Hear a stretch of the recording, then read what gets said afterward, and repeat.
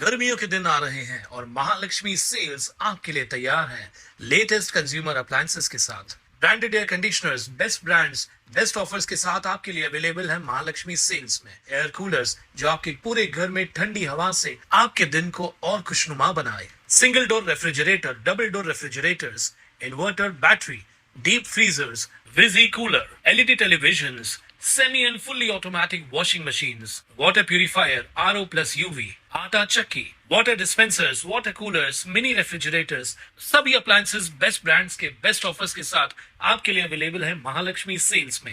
अंबरनाथच्या गोविंद पुलाखालून वाहणाऱ्या नाल्यात रासायनिक सांडपाणी सोडलं जात असल्याची तक्रार शिवसेनेचे नगरसेवक कुणाल भोईर यांनी प्रदूषण नियंत्रण मंडळाकडे केली होती।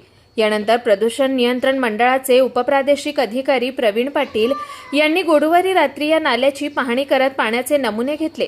हे नमुने प्रयोगशाळेत तपासणीसाठी पाठवले जाणार असून नाल्यात केमिकल सोडणाऱ्यांवर कठोर कारवाई केली जाणार असल्याचं यावेळी अधिकाऱ्यांकडून सांगण्यात आलंय।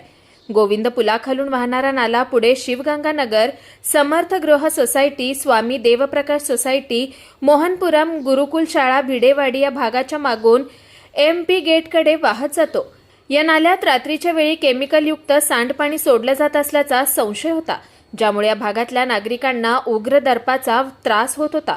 याबाबत नागरिकांनी नगरसेवक कुणाल भोईर यांच्याकडे समस्या मांडताच भोईर यांनी कल्याणच्या प्रदूषण नियंत्रण मंडळाच्या कार्यालयात प्रादेशिक अधिकारी जयंत हजारे यांची भेट घेत लेखी तक्रार केली।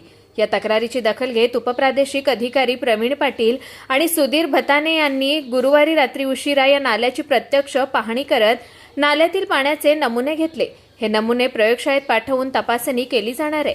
या नाल्यात प्रदूषण करून स्थानिकांच्या आरोग्याशी खेळणाऱ्यांवर कठोर कारवाई करण्याची मागणी नगरसेवक कुणाल भोईर यांनी केली आहे।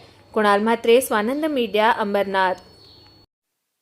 ताज्या घडामोडींसाठी स्वानंद न्यूजला सबस्क्राईब करा आणि बेल आयकॉनवर क्लिक करा।